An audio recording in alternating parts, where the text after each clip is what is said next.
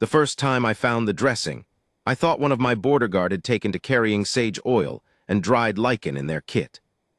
Bryn came back from the river crossing with a gash along his left haunch that should have cost him 3 days in the keep.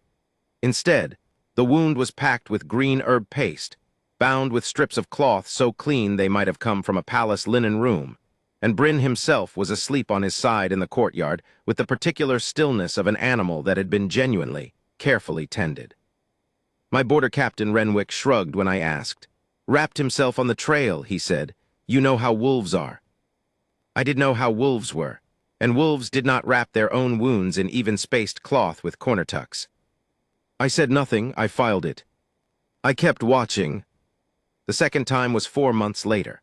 Drev, one of my younger scouts, limped back from the Varenfeld North Ridge with a broken foreleg that had been splinted with 2 straight pine branches and wrapped in green bark strips before it could swell badly.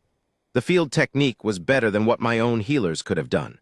Drev had no idea who had found him. He'd been unconscious in a pine hollow, he said. He woke to find himself splinted and covered with a folded cloak that smelled of river water and something he couldn't name. I could not name it either, but I took the cloth home and put it in a wooden box in my study. By the third incident, I had stopped calling them incidents and started calling them what they were. Evidence of a single pair of hands, working alone near my northern border with a level of skill and a consistency of care that I had not encountered in a trained healer since I was 17. I brought the matter to no one. A king who tells his council he has been following the ghost of a kindness through the forest is either a king who is believed or a king who is doubted, and I had no patience for either outcome until I understood what I was actually following. So I watched, I mapped. I doubled the northern border patrols quietly and told Renwick it was because of the rival pack stirring to the east. That was not entirely a lie. The Keldreth pack had been pushing their eastern boundary for 2 seasons, and their new headman, a broad-shouldered man called Voss who liked the sound of his own voice more than a headman should, had sent 2 envoys in the past year to contest the river crossings. But the doubled patrols were, in truth, for the healer. I had a description by the end of the 3rd month, a woman alone moving on foot through the pine-dark stretch between the river and the stone ridge. Seen twice briefly at dusk by Yennik, one of my youngest scouts who said she moved like she knew the forest better than the forest knew itself. Green satchel at her hip, dark braided hair, gone before he could call out. That was all. For 3 years, that was all I had. I want you to understand something about Varenfeld before I tell you the rest of this story. My kingdom sits at the edge of what the southern packs call the cold country, pine dark all the way to the ridge, the river iron cold even in high summer, the Wolf Road lanterns burning amber in the mist because without them the border keep paths disappear into the trees and you are simply gone. We are not a hard people, but we are a quiet one.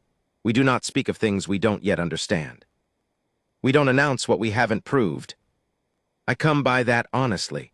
My father was a king who never once told my mother he loved her before 40 witnesses, because he thought love announced to 40 people was a performance and not a fact. He told her in rooms with no one else present, and she told me once that it was the most she had ever felt heard in her life. I thought about that in those years of watching, about what it meant to act with care and ask for nothing and expect no audience, about what kind of person did that at a stranger's border for wolves that weren't their own, in cold that would have sent most people to the nearest fire. The 4th year was when things changed, though I didn't know it was changing at the time. A young female wolf named Liss had been with me since she was a pup. She was small even for her age, quick-footed, and she had a habit of vanishing for days at a time into the northern forest that my border guard found baffling and I found reassuring. She always came back, and she always came back having been where she was going for a reason. Wolves have an intelligence that is not the same shape as ours, but it is not lesser. Liss came back from the North Forest in early autumn with a wound along her right shoulder that had been dressed the same way all the others had been dressed. The herb paste, the even binding, the corner tuck. But this time there was something new, tucked into the top fold of the cloth, as if placed there deliberately was a single sprig of pale heather, not native to the northern forest. Native to the high scrub above the river ridge, the exact strip of ground where my maps showed the figure had been sighted. I sat with that sprig for a long time. She had seen Liss before. She knew to send something back. She knew there was someone on the other side paying attention. It was the closest thing to a conversation I had ever had with someone I'd never met, and I found that I was not unsettled by it. I was, without quite having the word for it at the time, moved. The 5th year I began leaving things at the ridge edge. Small things placed without ceremony and without expectation. A folded square of good linen, clean and white, left near a boulder I had marked on my own map. A wax paper packet of dried herbs that I had asked my head healer to prepare without explanation. The ones that went on deep tissue wounds, the ones that were hard to source in the northern pine country. A coil of proper binding cloth, the kind healers used in the keeps, much finer than bark strip. I told myself I was provisioning a useful resource. I told Renwick nothing. The supplies were gone the next time I checked. In their place, a single flat stone had been balanced on top of the boulder where I'd left them, not by accident, by intention. I stood there in the November cold looking at that stone for longer than I would admit to anyone, and I thought, she is careful, and she is methodical, and she trusts almost nothing, but she is paying attention. In the 6th year, the Keldreth envoys began mentioning her. The first mention was a Bleak, Voss's man, a lean-faced wolf called Dre with the kind of stillness that comes from being trained to be still rather than from natural quietness, referred to a resource you may be benefiting from in your northern territory, and smiled in a way that suggested he thought he was telling me something I didn't already know. I gave him my best flat look and offered nothing. The second mention was less oblique. Voss sent word through a formal letter that the hedgewoman operating near the Varentheld Northern Crossing was a Keldrath debt obligation, and that any continuation of her activities in territory adjacent to Varentheld lands was at Keldrath's sufferance and subject to recall. I read that letter 3 times. Then I folded it into the wooden box in my study alongside the cloth from Drev's dressing. Debt obligation. The word sat in me like a stone in still water, sending rings outward into silence. I doubled the northern patrols again, not for Keldrath, not for their posturing about their river-crossing claims, for her, for the woman with the green satchel and the steady hands who had been tending my wolves in the cold for 6 years without asking anything in return, and who I now understood had not been doing it freely, or had not started doing it freely at any rate. Whatever she had been when she first came to my border, whatever arrangement she had been under when she started, one thing I was certain of: the care in those dressings was not the care of a woman working under duress. You cannot bind a wound with that precision and that patience if you are doing it with hatred in your hands. She was there because she wanted to be there. I needed to understand why. And I needed to find her before Voss's people did. The wolf that found her was Auden. Auden was old, by the measure of wolves, 9 years in my keeping, which put him in the slow-muzzled, white-furred season of his life. He had been with me since I was 23, before I was king, in the years when my father was still alive, and I was learning what it meant to hold land rather than just occupy it. Auden had a scar across his left eye from a territorial fight he had won when he was 3, and he walked with a slight roll in his gait now that the scouts called the Old King's Walk, affectionately. 3 years before, Auden had taken a wound in a border skirmish with a Keldrath scout, a bad one, along his chest, where wolf wounds are most dangerous. My healers had done what they could, but his recovery had been slow, and his breathing afterward was never quite what it had been. The keep healers thought he might not see another winter. He had seen 3. I had sometimes wondered, in the way that I tried not to let myself wonder too directly, whether the herb-paste healer had had a hand in that. Whether some of those quiet dressings on the North Trail had been on Auden's chest and not on some other wolf, and whether the reason he had seen 3 winters instead of none was a woman with a green satchel moving through the dark pines before dawn. In the 7th autumn of the dressings, Auden vanished. Not disappeared, wolves do not disappear. They go somewhere. Auden went into the northern pine country on a morning in late October when the ground was hard with the first frost, and the river fog was so thick you could hold it in your hands. He walked into the trees with the calm purposefulness of an old wolf who knows exactly where he is going, and he did not come back that day. He came back the next morning, moving slowly through the gate with the roll-gated, unhurried walk of the very old, and behind him, holding a fold of his winter coat in her left hand, not pulling, not directing, just resting her hand against his side as she walked, was a woman. She was not tall. She had dark hair in a braid that had lost its neatness somewhere in the forest night, and a green satchel at her hip. and she was wearing a cloak that had been good once and was now the color of use. Her eyes, when she looked up from Auden and found herself in the courtyard of a border keep with 20 wolves and a scatter of guards all going very still at once, were calm in a way that was not blankness. It was the calm of a person who has spent a long time in difficult circumstances and learned to assess them without flinching. She looked at the wolves first. She always looked at the wolves first. Then she looked at me. I have no talent for describing what happened in my chest at that moment in language that doesn't sound like what I heard the young scouts saying when they were love-struck, and I am a king, and I will not speak of myself that way. I will say this. I had been building a picture of a person for 7 years. 7 years of evidence, of inference, of a flat stone balanced on a boulder, and a sprig of pale heather and cloth bound with corner tucks. I had built a picture of extraordinary care in the dark, of a particular intelligence, of someone who paid attention. And now she was standing in my courtyard, and the picture and the person matched so precisely and so immediately that I had the strange sensation of arriving somewhere I had been traveling to for a very long time. The mark on my inner wrist, which I had carried since birth like all of my bloodline, the mate bond mark, silver gray, dormant, went warm. Not hot, not a flare or a burn. Warm the way a room goes warm when a fire has been laid just right, the heat spreading evenly, reaching the corners. I looked at her wrist. The mark was there. Silver green, thin as a river line, waking up along the inside of her left wrist with a steadiness that suggested it had been waiting to do exactly this for a very long time. She looked down at it. That, she said carefully, has never happened before. No, I said, it hasn't. She looked back up at me. Auden pressed his head gently against her hip, and she put her hand on his white muzzle without looking away from me, the gesture so automatic it had the quality of something she had done 100 times. I don't know what it means, she said. I do, I said. I'll explain, but first, did Keldrath send anyone to follow you tonight? Something moved across her face, not fear, but the specific focused attention of someone recalculating a situation quickly. They've been watching the ridge. I lost Dre's man near the second crossing. Dre is Voss's tracker. Yes. How long have they been watching you? Since Voss's headmanship. Before that I was simply borrowed, not watched. She paused. They don't know you know I exist. They're about to find out, I said. Her name was Senna.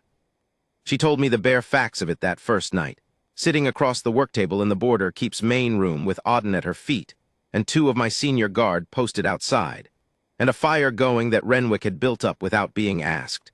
Because Renwick was the kind of man who noticed when a woman came out of a cold forest in October and built the fire accordingly. She had grown up on the border scrublands, the high ridge country that didn't belong cleanly to Varentheld or Keldrath or anyone else, the in-between land where people built lives by being useful and visible to no one in particular. Her mother had been a healer, her grandmother before that. The knowledge was layered into her hands the way river water layers into stone, patient and deep. She had learned the northern flora before she could write her own name. When Voss's predecessor had come to the ridge country looking for useful skills he could requisition without paying for them, Senna had been 22 and her mother was 3 years dead, and the only leverage the old headman had needed was the threat of removing the protection of Keldrath's border claim from the ridge settlements where the people she'd grown up with still lived. Hedge healers in unprotected borderland did not fare well when packs were expanding. She had understood the arithmetic. She had been working the Keldrath border camps for 2 years when she first came near Varentheld's northern crossing. A wounded wolf at the river bank, one of mine, though she didn't know that then, half in the water, unable to get himself out. She had gotten him out, dressed his wounds.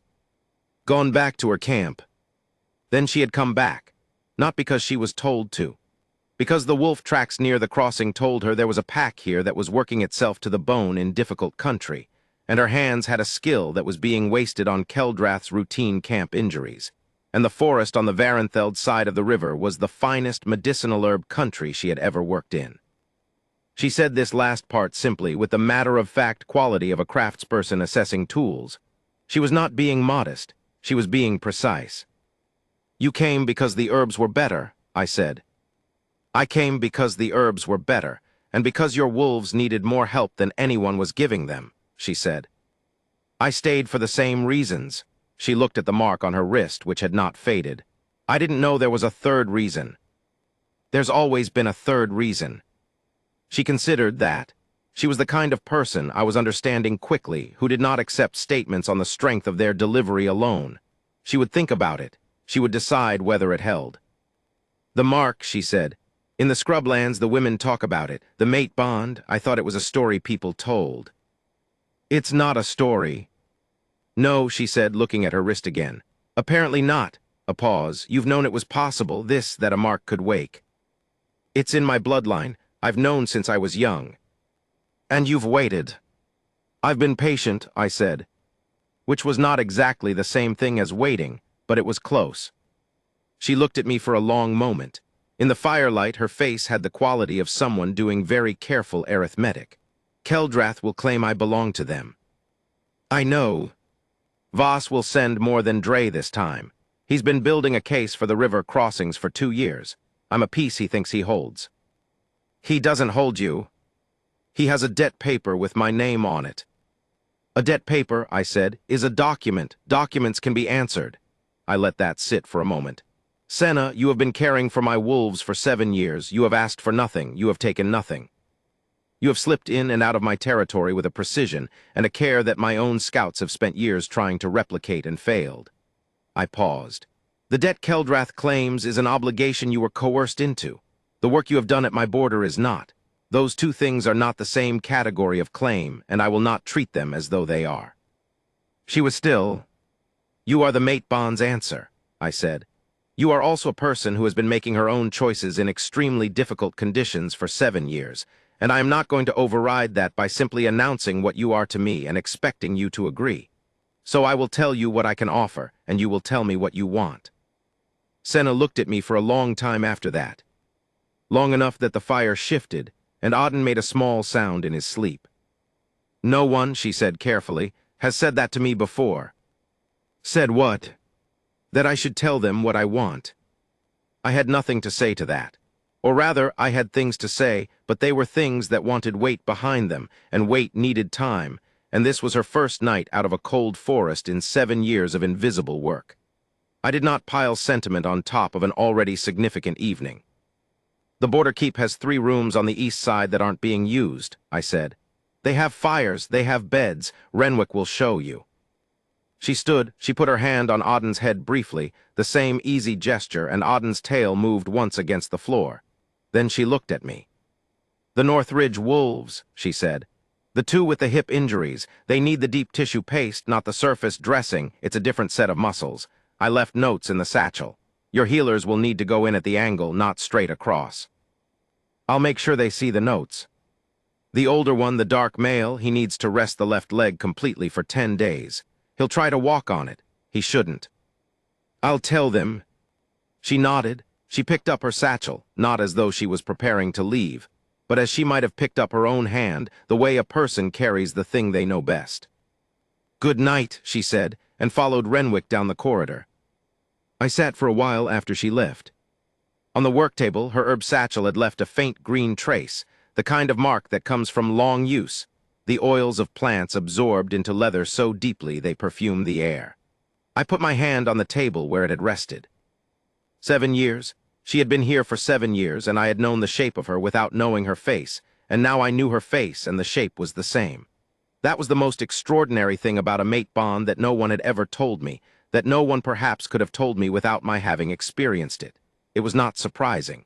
It had the quality not of discovery but of recognition, as though something that had always been true had simply become visible. The mark on my wrist had settled to a steady warmth. It had never done anything before. It had been part of my skin since birth, a line of silver gray, mentioned in the Varenfeld lineage records, awaiting its purpose. Now it had a purpose, and the warmth of it was not alarming but orienting, in the way that a lantern in fog is orienting. It does not illuminate everything, but it tells you which way is which. I went to the window of the border keep and looked north into the pine-dark forest, where the Wolf Road lanterns were burning amber in the November mist. And I thought about all the nights she had moved through that dark alone, and come out again in the morning with her satchel full and her notes complete and her work done, and no one on this side of the border knowing her name. She had a name now, or rather she had always had a name. I had simply not known it. I thought about the sprig of heather on the flat stone. That small declaration, I know you are paying attention. Here is something from the ridge so you know where I come from. My father had been right. The things you say in the room with no one watching are the realest things. Dre arrived the next morning.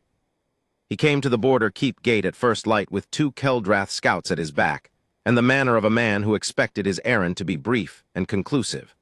I watched him come up the approach road from the keep's upper window and felt something that was neither surprise nor anger. It was the particular steadiness that comes before a thing you have been preparing for without quite articulating to yourself that you were preparing. I met him in the courtyard. He was lean, as I had remembered from the official meetings, and he held himself with the kind of self-assurance that comes from being given an unpleasant job and told it was an important one. He looked around the courtyard with quick eyes, assessing. "Alpha King," he said, with the shallow courtesy of someone who had been told to be courteous enough to avoid an incident. "Dre," I said, "you're a long way from the Keldrath Eastern camps." "Headman Voss sends his regards." The words were correct, and the delivery wasn't. "We've reason to believe a Keldrath-obligated resource crossed the northern border into your territory last night." "A resource," I said. "A hedge healer, female, under Keldrath obligation since 7 years past." "Under coercion," I said. Dre's expression shifted fractionally. "Voss's predecessor threatened the unprotected settlements on the ridge scrublands unless she agreed to work Keldrath camps. That's the history of your obligation. I want to make sure we're speaking of the same document." Dre recalibrated. "The terms of the arrangement aren't." "The terms of the arrangement are exactly what I said they were," I said. "I've had 7 years to read the evidence. I know what she was doing at my border, and I know what she was doing at yours, and the difference between the two is the difference between genuine skill given freely and labor extracted under threat." I let that hold for a moment. "Where would you like to continue this conversation?" His jaw was quiet, but his eyes were working. He had expected this to be simple. A lost resource, recovered, returned, perhaps with some acknowledgement of the nuisance. Headman Voss's claim is on the river crossings," I said. "He's been building that case for 2 years. I know it. He knows I know it. What I won't allow is for him to root his border politics through a woman who has been practicing a healing skill in good faith on my territory for 7 years. I held his gaze. "She is under the protection of Varentheld. She is under my protection specifically. If Voss has a complaint about the river crossings, he can address it through the formal channels we've both been using, and I'll address it as I address all border matters, with evidence and patience. But the healer is not a border matter. She is not a negotiating piece. She is done." Dre looked at me for a moment. He was calculating something, whether pushing further here would cost Voss more than it gained him, I imagined. "Headman Voss will have a formal response," he said at last. "I expect he will," I said. "I'll be waiting for it." He left. He and his 2 scouts walked back down the approach road without turning, and the keep gate closed behind them, and I stood in the courtyard in the November cold with my wolves around me, and the feeling of having said something that had needed saying for a long time. Renwick materialized at my shoulder. "She heard that," he said. I looked up. The east wing window on the 2nd floor was open by an inch. "Good," I said. "She came to find me mid-morning. I was in the keep's north-facing study, which was where I did the work I needed to think about, rather than the formal work of being king. She knocked once, and when I said come in, entered without the kind of hesitation that suggests a person is performing an entrance. She simply came in and stood with her green satchel at her hip and her braid done up neatly again, and looked at me with the same assessing steadiness she had looked at the courtyard with the night before. "He'll be back," she said. "Voss will send a formal response, probably within a week. He'll try to use the river crossings as leverage. He'll say that if Varentheld refuses to acknowledge the debt obligation, Keldrath will close the northern crossings to your border trade." She paused. "He's been building toward that argument since last spring. He thinks it gives him enough weight." "Does it?" "It would have given him weight against a king who didn't know I existed," she said carefully. "I don't know what it gives him against a king who does." "Less," I said, "considerably less." She looked at me. "Why?" I had not been planning to say this yet. I had been planning to give it more time, more mornings, more fires, more conversations in the north-facing study until she knew the shape of how I thought, and I knew more of the shape of how she thought, and the weight of the thing I was about to say would have something solid to rest on. But she had asked directly, and she was the kind of person who asked directly and deserved a direct answer. And I had already decided on my first night in this territory years ago that I did not say things I didn't mean. "Because you are the Bond's answer," I said. "I told you that last night, and it is the truth. Whatever leverage Voss thinks he has over the river crossings, he has no leverage at all over the question of who you are." I paused. "And I have no patience left for pretending the two things are separate. He can have his crossings discussion. He cannot have you." Senna was very still. "You said last night that you'd tell me what you could offer," she said, "and let me say what I want." "I did. I've been thinking about it. I expected you had." The corner of her mouth moved. Not quite a smile. She was not a woman who smiled easily, I was beginning to understand, but when her expression moved, it moved with real content. "You're very certain," she said. "I'm not certain," I said. "I'm clear." Those were different things, and I wanted her to understand the difference. "The Bond is what it is. I've known it would arrive since I was a boy. I'm clear that it has arrived and that it arrived at you. I'm not certain what comes next, because that depends on you, what you want, what you need, how much time you need to make a decision about a person you have known for one evening. I have patience. I've had 7 years of patience. I'm not in a hurry." She looked out the north window, where the pine forest was gray-green in the morning overcast. The Wolf Road lantern still lit because the fog hadn't cleared. "I want to stay," she said. Quietly, with the same precision she used for everything. "I want to keep working. I want to have the North Trail access and the River Herb country and the proper supplies, and I want to not be someone's debt obligation anymore." She turned back to me. "I want to learn the shape of this." She raised her left wrist slightly, the silver-green mark catching the gray light. "In a way that doesn't feel like something is happening to me. I want it to be a thing I walk toward." "That's everything I would have asked for," I said. "You weren't going to ask for anything." "No, but that's what I would have hoped." She looked at me for a long moment. The mark on her wrist was steady, even and undemanding the way a held breath is steady. Not urgent, present. "Tell me the rest of it," she said. "What the Bond means, properly, not in the middle of a courtyard at night with Auden between us." So I told her.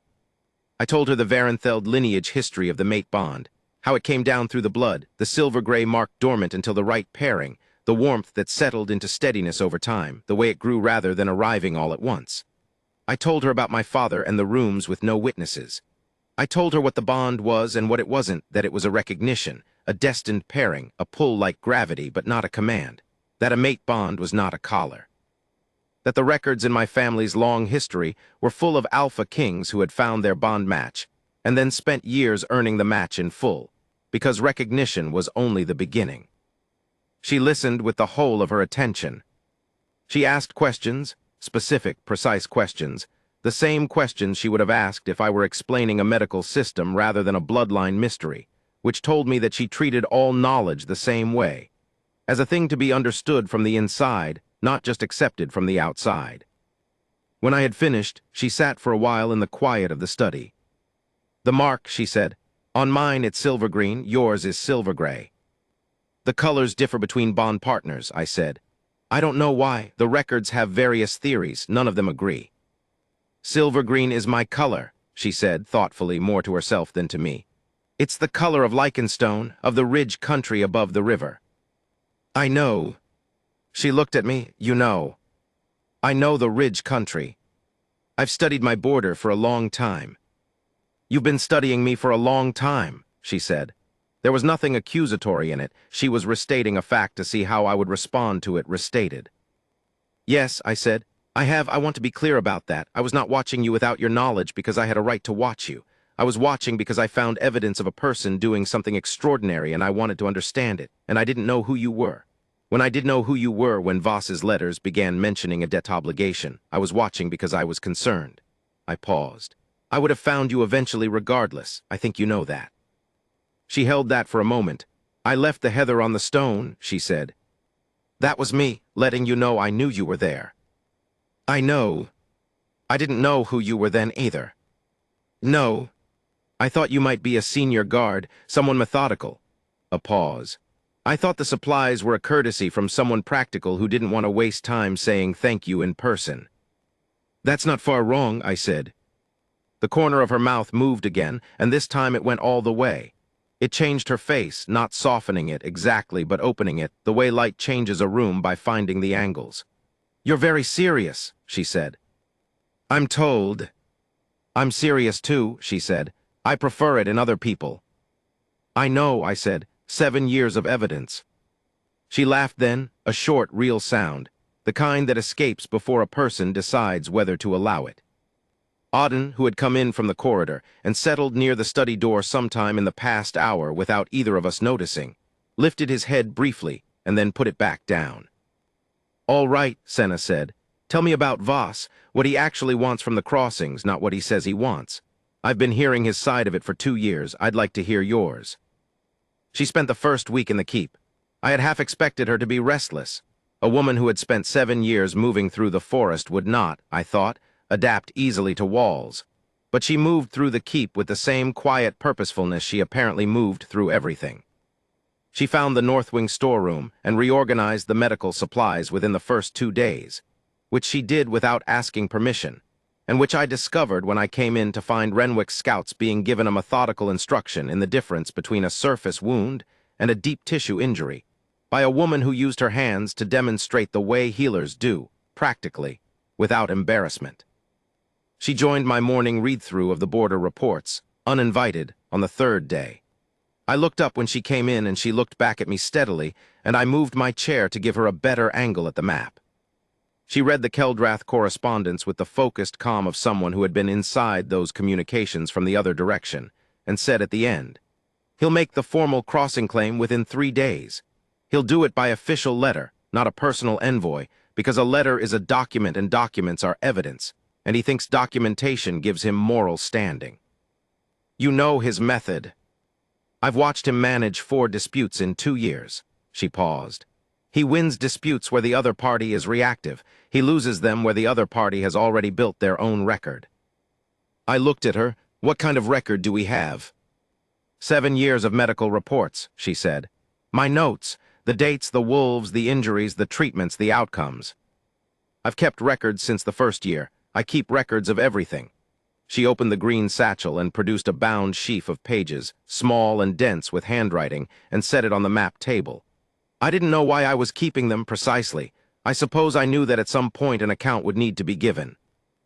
I looked at the sheaf. 7 years of notes. 7 years of evidence in her handwriting, the same careful hand I could read in the healing documents she had left with the injured wolves. Senna, I said. She looked up. Thank you, I said, which was insufficient, but it was the honest word, and she was a person who would know the difference. I didn't do it for thanks, she said. I never expected thanks. I know. That's why it deserves to be said. She was quiet for a moment. Then, you're going to use the records in the response to Voss. With your permission. She nodded once slowly. Yes, she said, use them. Voss's formal letter arrived on the 4th day, exactly as Senna had predicted. It was a well-constructed document. It laid out the river crossing claim with precision, referenced the historical border agreements with careful selectivity, and included at the end a separate section on the debt obligation that managed to make coercion sound like patronage. I read it twice. Then I set it beside her sheaf of medical notes and began drafting the response. It took 2 days. Senna sat in on both sessions, not participating mostly, except when I asked her directly about a specific event or a specific date, and then she answered with the exactness of someone who had built a 7-year internal record without knowing they were building a case. The response I sent Voss was not aggressive. It did not need to be. It simply laid the historical border claims against the actual historical evidence, and then separately addressed the debt obligation in terms that made clear, precisely, without escalation, that Varentheld did not recognize a coercion-derived obligation as a legal claim, that the healer in question had been performing legitimate medicinal work on Varentheld territory for 7 years, and was therefore entitled to Varentheld's protections, and that any further communication on the matter should account for the enclosed documentation. I enclosed her notes. 7 years of dates, wolves, injuries, treatments, outcomes. 7 years of a woman who had done excellent work alone in the cold and been careful enough, methodical enough to write it all down. Voss sent back a single short letter 2 days later. It was, for Voss, quite restrained. It said that Keldrath would continue to pursue the river crossing question through formal channels and made no further reference to the healer. Renwick read it over my shoulder. Is that the end of it? For now, I said. He'll find another angle eventually, he always does. But not this angle. Not this angle, I said. Renwick nodded. Sensible woman making those records. Yes, I said, she is. The night I told my counsel about the bond, Senna was in the North Wing examining room, working by lamplight on a supply inventory she had decided needed doing. I had not told her I was going to address the council that evening. I had not planned to. It was not something I had worked through to a decision. I had been at the council table with my 4 senior advisors, discussing the Keldrath letter and the river crossing implications, and Ewald, my oldest counselor, who had been with my father before me, and who said what he thought in the exact tone other people reserved for weather observations, had said, "You seem settled for a man dealing with an active border claim, settled in a particular way." And then he had looked at my wrist, where the mark showed above my sleeve, and said nothing further. The others had noticed, then, in the way that people notice things that have been there to see all along, once one person names the noticing. The bond has woken, I said, because there was no point in a slow approach to that particular fact. The council went quiet in the particular way that is not the absence of conversation, but the presence of something being absorbed. The healer, said my second counselor, Marin, quick, sharp-eyed, the one who ran trade negotiations and thought 3 moves ahead by habit. She came in with Auden. Yes, and her mark. Silver green, I said, woke the same night. Marin looked at Ewald. Ewald looked at his hands, then at me. Does she know the Varentheld bond tradition? I've explained it. And she wants to stay, I said. She wants to continue her work. She wants to walk toward it at her own pace. I paused. I have every intention of allowing that. Ewald nodded once, slowly. He had a way of nodding that conveyed not agreement but the acknowledgement of something confirmed. Your father waited 4 years after the bond woke before he spoke of it publicly, he said. You're aware. I'm aware. He always said the bond was not the same as the readiness. The bond tells you who. The readiness is what you build. I know, I said. I'm not in a hurry. Marin was still looking at me with the particular look she used when she was calibrating something. She's not pack-born, she said. No. She has no wolf blood that we know of. No. The border guard will ask. The border guard, I said, have been finding their wounded colleagues dressed and mended for 7 years by someone who did it in the dark before dawn and asked for nothing and never identified herself. I don't think they'll have significant objections. A pause. And if they do, they can bring them to me directly. Marin's mouth moved. She had a precise smile, Marin, narrow and genuine. No, I don't suppose they will, she said. Ewald looked at his hands again. She kept records, he said. 7 years of medical notes. Yes, that's an unusual thing to do. Yes, I said. It is. It suggests, said Ewald carefully, in the tone of a man making an observation about weather, that she is someone who takes the long view. It does, I said.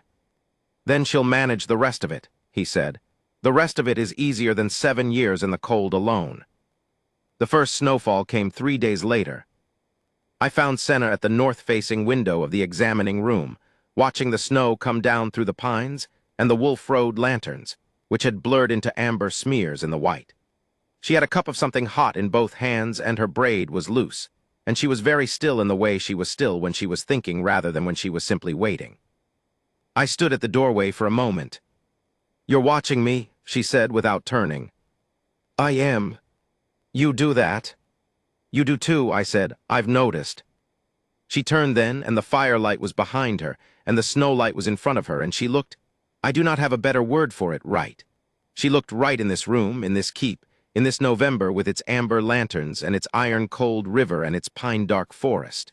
The way a thing looks when it has arrived at where it was going. Ewald came to see me this morning, she said. I had not known that. What did he say? He talked about your father, about the bond and what it took to build on it. She paused. He said that you have been patient your whole life in a way that can be mistaken for coldness, and that it is not coldness. It is the way you hold things that matter to you. She looked at me steadily. He said he thought I should know that. I would speak to Ewald about his conversational habits, I thought, and I would do it never, because Ewald had been doing this kind of thing for 40 years and was always right. He's not wrong, I said. I know, she said. She turned back to the window. I've been thinking about what you said, about the bond being a recognition rather than a command. Yes. I've spent 7 years coming to this border because something pulled me here and I didn't fully understand why, she said. I thought it was the herbs, I thought it was the wolves, I thought it was the particular quality of the North Forest in the early morning that you don't get on the ridge. She was quiet for a moment. All of those things are true. And this is also true. She looked at her wrist, where the silver-green mark rested steady and quiet against her skin. I was being pulled here. I just didn't have the name for what I was being pulled toward. You have the name now, I said. Yes, she turned from the window and looked at me fully. I want to tell you something. Tell me. In 7 years of doing this work, I was never once frightened of coming to the border. I thought about that. I was frightened of plenty of things, Voss, the ridge settlements, what would happen if Keldreth found out where I was spending my time. But the border itself, the North Forest, the crossings, never, not once. She paused. I think I knew somewhere below the level of thinking that this was where I was supposed to be. I think I've known it since the first time I came to the river and found the wolf in the water. She looked at the mark on her wrist one more time. This just names it. I walked across the room to her. I did not speak, because there are moments where speaking is the smaller thing and the larger thing is simply to be present.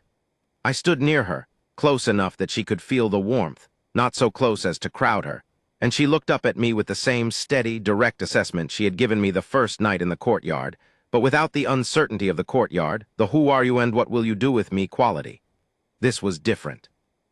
This was the look of a person who had been assessing for long enough to arrive at a conclusion. You've been patient, she said. 7 years, I said. With me. With the evidence of you, I said, which was enough for a long time, and then it wasn't. She looked at me for a long moment. Then she reached out and put her hand over the mate bond mark on my wrist, not the silver green of hers, but the silver gray of mine, the mark I had carried since birth like a question waiting for an answer.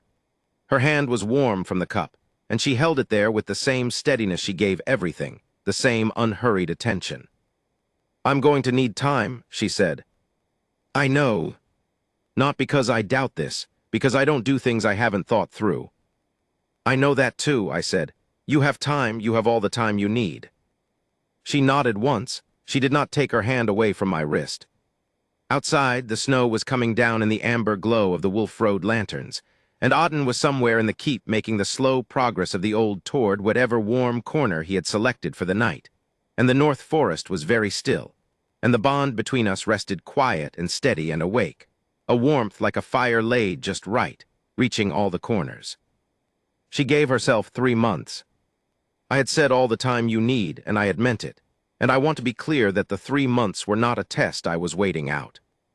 I simply went about the work of being a king with a bond mate in residence, and Senna went about the work of being a healer with a proper keep and proper supplies and full access to the North Forest. And we talked at the work table and walked the border paths in the early morning and sat beside the same fire in the evenings often enough that it became its own kind of ordinary, which is not the worst foundation for something you want to last. On a morning in late January, with the river frozen hard and the pines holding snow on their branches, she came to find me in the north study with her green satchel at her hip, and her braid done up as she did it when she was being precise about something. I've thought it through, she said. I assumed, I said. I have conditions. Tell me. I keep the work, she said. The healing, the North Forest, the wolves, I am not a figurehead. I am not someone who stands in a hall being admired. Understood. I keep my own records. I keep my own method. If your healers disagree with my assessments, we discuss it. I don't defer because of who I am to you, and they don't defer to me because of it either. We argue it out on the medical evidence. Agreed. I need to go back to the ridge settlements. Not to be held there, to go. They were the leverage Keldreth used against me, and I need to know they are safe, and that the protection they needed is real and not conditional. "I'll send border guard with you," I said. "Varentheld formal escort. Keldrath will take the signal." She nodded. "And the Wolf Road lanterns on the North Trail need to be replaced every autumn. The casings are rusting. The light gets unreliable in the winter fog." I looked at her for a moment. "That's your condition," I said, "the lanterns." "It's important," she said. "You can't find your way in the North Forest without reliable light." I thought about Yuld's comment, about the long view, about a woman who kept 7 years of medical records not knowing precisely why, and who arrived at conditions that included the maintenance of lanterns on a border path she had been navigating alone in the dark for 7 years. "Done," I said. She looked at me with the complete directness she used when she had made up her mind about something. "Then yes," she said. "I have thought it through, and yes." There were 23 wolves in the courtyard when I brought her out at midday, not arranged, not called. Auden was there because Auden was always nearby. The others had drifted in from the north passages, and the kennels and the border path as wolves do when something significant is happening, with the quiet collective attentiveness that is not ceremony, but is as close to it as they get. Renwick was there, and Yuld, and Marin, and the border guard who had been finding their wounded colleagues tended and mended for 7 years and had, precisely as I had predicted, no objections. I stood before them with Senna beside me, and I did not make a speech. I had never been a king who made speeches when a clear statement would do. "The bond between us is settled," I said. "She is Senna of Varentheld. She holds my protection, my house, and the North Forest trail from the river crossing to the ridge. She does not require your bowing or your ceremony. She does require your honesty, your trust, and your accurate reporting when you need medical attention." There was a breath of something across the courtyard, not laughter, but the warmth-adjacent thing, the release of held tension in a crowd that has been waiting to be told something it already suspected. One of the young scouts in the back said something quiet to the man beside him and got an elbow in the ribs for it, which Renwick ignored in the way he ignored things he had already decided not to address. Senna stood beside me in the cold January air with her green satchel at her hip and her braid done up, and her silver-green mark visible on her left wrist where she had pushed back her sleeve, and she looked at the wolves and the border guard with the same assessing steadiness she gave everything. And then she looked at me, and the corner of her mouth moved all the way. There is a moment in the following spring that I find myself returning to most often, when I think about how things changed and how they stayed the same. It was early April, and the river had unfrozen, and the North Forest was shifting from its winter gray to the first pale green of new growth, and Senna was at the crossing with Auden beside her and her satchel at her hip, checking on 2 wolves who had come back from a patrol with trail injuries that were not serious but wanted attention. I had come down to the river on other business and found her there without planning to, which was a thing that kept happening that winter and spring, not because I was following her, but because the North Trail was where I thought well, and the North Trail was also where she was often, and the 2 facts had a way of resolving themselves into the same location. She was kneeling at the river's edge with her sleeves rolled up, working the herb paste into a dressing with the particular focus she brought to her hands when she was being precise, talking quietly to the wolf she was working on in the way she talked to wolves, not cooing, not performing, but low and direct, the way you talk to someone who can hear the content of your tone if not your words. The silver-green mark was vivid in the April morning light, and the river was catching the sun, and Auden was sitting at her side with the affronted dignity of an old wolf who has been displaced by a patient requiring more immediate attention and is making his peace with it. She looked up and saw me and did not startle, because Senna had never startled at me, had assessed me, yes, had been careful, yes, but not startled. As if she had always, below the level of thinking, known I was not something to flinch from. "The hip's healing well," she said. 3 more days of restricted movement." "I'll tell Renwick," I said. "I already did," she said. "I told him before I came down. I knew you'd want to know, so I made sure you could find out by 2 routes." I looked at her for a moment. She was already looking back down at the dressing, running her thumb along the bind to check the tension. "You knew I'd be here," I said. "I thought you might be," she said without looking up. "You like the North Trail in the morning." "Yuld told me." I would speak to Yuld, I thought. I would do it never. I came and sat on the bank above her. where the angle gave me the view of the crossing and the pine line, and Auden made room with the tolerant good nature of a wolf who has decided this is now simply how things are. The river ran clear and cold over the stones at the crossing, the same stones she had crossed for 7 years. The Wolf Road lanterns were off in the daylight, but their casings had been replaced in the autumn as I had promised, and in the evenings they burned steady amber without the flicker that meant a failing seal. Senna finished her work and sat back on her heels and wiped her hands on the folded cloth she kept for exactly that purpose. And then she sat down on the bank properly, close enough that her shoulder was an inch from mine, and looked at the river. "I found the first wolf just there," she said, pointing to the widening just above the main crossing. "Trying to pull himself onto the bank. He'd gotten his back leg caught under a submerged root." "Which wolf?" "I didn't know his name then. I didn't know any of their names." A pause. It was Bryn. Bryn, who had come back from the river crossing with the wound dressed in herb paste 7 years ago. The first piece of evidence. "He was the beginning," I said. "He was the beginning," she agreed.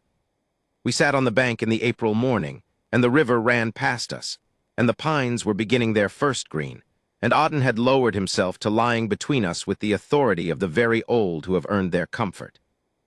Her hand was resting on the bank between us, easy, unhurried. I put mine beside it, not over it, not claiming, just beside it, and after a moment she turned her palm up, a small, deliberate motion, and her fingers closed around mine with the same steadiness she brought to everything. Unhurried, certain, entirely her own choice.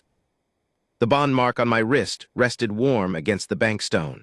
The silver green of hers was quiet in the morning light. She had come to my border 7 years ago for the herbs and the wolves, and a pull she couldn't name. She had found it all in the end, and she had found her way to it herself, step by careful step, the way she crossed every crossing with her hands full of what she knew and her eyes on what was ahead.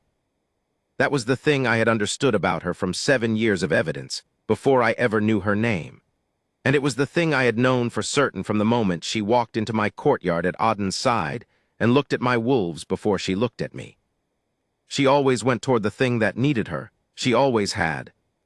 She just hadn't known until now that one of those things was me.